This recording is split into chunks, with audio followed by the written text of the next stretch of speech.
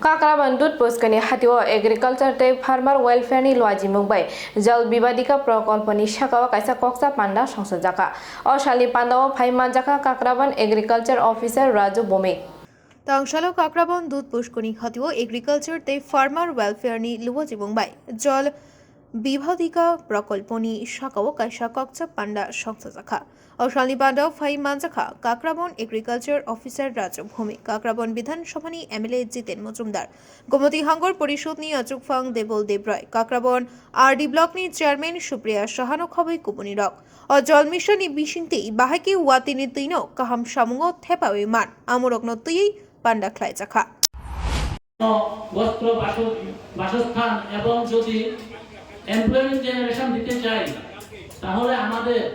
যে বর্তমানে আমাদের যে সম্পদগুলো আছে সম্পদগুলোকে রক্ষা করতে হবে আমাদের ন্যাচারাল রিসোর্সেস যেগুলো আছে নন রিনিউয়েবল সোর্স যেগুলো রিসোর্স আছে ওইগুলোকে আমাদের রক্ষা করতে হবে এবং সেটার জন্যই ভারত সরকার সারা ভারতে এই ধরনের জলবিভাজিকা প্রকল্পের উদ্যোগ নিয়েছে আজকে বিগত 20 বছর ধরে 25 বছর ধরে এই ধরনের প্রকল্প হাতে নিয়েছে তো এগুলো আগে বিভিন্ন প্রজেক্টের আওতায় ছিল এখন এটা প্রধানমন্ত্রী কৃষি সিঞ্চাই যোজনার আন্ডারে আমাদের এই প্রকল্পটা এসেছে তো এই প্রকল্পটা মূল উদ্দেশ্যই হচ্ছে যে মাটির নিচে জলস্তরকে বৃদ্ধি করা আমরা বিভিন্ন ধরনের ওয়াটার জলের সংরক্ষণের ব্যবস্থা তৈরি করব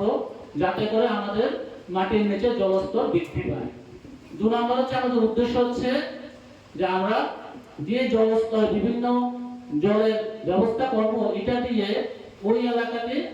সেচের জল প্রদান করা এরপরে আমাদের এই এলাকাতে বিভিন্ন আমাদের যে এলাকাগুলো আছে এখানে প্ল্যান্টেশন মানে বিভিন্ন ধরনের ফলের গাছ অথবা এগ্রো ফরেস্ট্রি বিভিন্ন ধরনের গাছ লাগানো যাতে করে আমাদের ভূমিক্ষয়টা রোধ করা যায় আমাদের যে এখানে যে ছড়াটাকে বেস করে যে প্রজেক্টটা আমরা পেয়েছি এটা চারিদিকে যে জায়গাগুলো আছে এখানে ভূমিক্ষয় রোধ করা এবং এটাকে কেন্দ্র করে বিভিন্ন জলাধার অথবা বাঁধ দেওয়া অথবা বিভিন্ন ড্রেন করা এগুলো করে আমরা আমাদের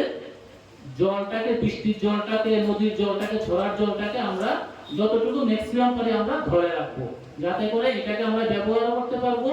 এবং বাকিটা আমাদের ওয়াটার টেবিলটা উঁচু করতে ধরে রাখতে সাহায্য করবে যেটা আমাদের ভবিষ্যৎ প্রজন্মের জন্য খুবই দরকার কেননা যে সম্পদটা আছে এটা আমরা পুরো শেষ করলে হবে না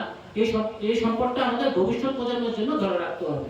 আমাদের ইকোলজিটা আমাদের যে বায়োডাইভার্সিটি আছে এটা আমাদের ভবিষ্যৎ প্রজন্মকে আমরা দিতে হবে যাতে ভবিষ্যৎ প্রজন্ম সুন্দরভাবে বাঁচতে পারে সাস্টেইনেবল ডেভেলপমেন্ট যাতে আমাদের হয় আমরা এখন যে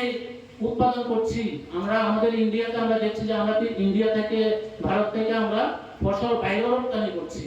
তো এটা যদি ভবিষ্যতে ধরে রাখতে পারি তাহলে আমাদের কি করতে হবে আমাদের যে ন্যাচারাল রিসোর্সেস আছে প্রাকৃতিক সম্পদ আছে প্রাকৃতিক সম্পদকে আমরা ধরে রাখতে হবে উদয়পুরে বিটুনি ককথম ব্যুরো রিপোর্ট খুমপুই।